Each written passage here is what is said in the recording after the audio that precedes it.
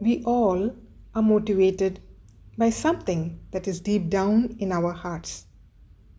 Eventually, what we think in our hearts start to show up in the way we talk, in what we do, where we go, and what we indulge in. Luke 6:45 says, "One can only speak from what he has filled his heart with."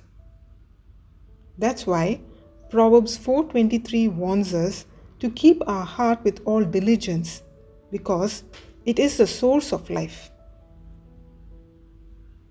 So, once what Jesus has done becomes deep rooted into your hearts, then out of its fullness in your heart, life flows. We realize that God paid a huge price through His Son Jesus. Let me share something which happened when I was quite young. In my room, we had many double door cupboards. Each of them had a picture of gods and goddesses. They were portrayed in a way that looked powerful and they could help me. There was also a picture of Jesus on the cross. My dad was quite strict, and I remember the day when I had to show him my progress card. I was so fearful and I really wanted some help. So I went before each god and the goddess and begged them to help me. And I came to the picture of Jesus on the cross.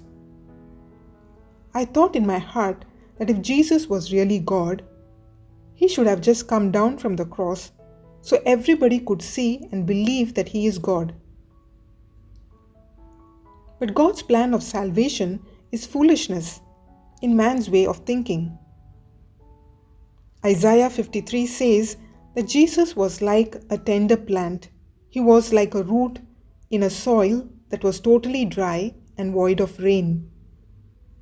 He had no beauty or outward splendor to capture anyone's attention. He was not looking special. Nothing about his appearance could make one look at him. In fact, Jesus was the one who was hated and rejected by men. He was a person of deep sorrows. He was acquainted with your suffering and your grief, because He was the one who carried your sicknesses.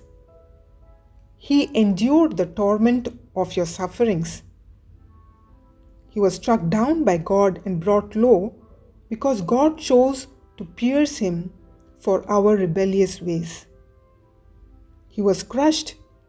He endured that punishment for us so that we could be made whole. Now, through those wounds, we have now found our healing. We chose our own ways, but the Lord laid the guilt of everything that we did upon Him. If I look at Jesus from this perspective, the cross becomes so powerful because it made a perfect exchange of what I have done. God did not restrict or restrain, but gave up His only Son Jesus completely for you and for me.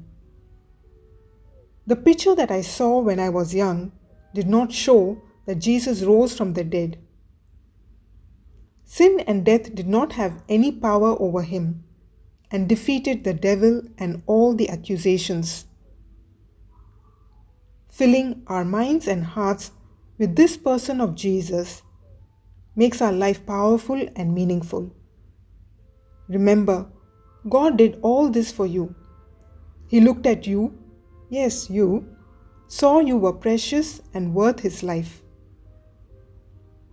Take some time to reflect about what Jesus did for you. Let us know in the comments if God reminded you of anything as you heard this. If you have listened this far and have been blessed, don't forget to subscribe, like, and share if you haven't. Thank you for listening.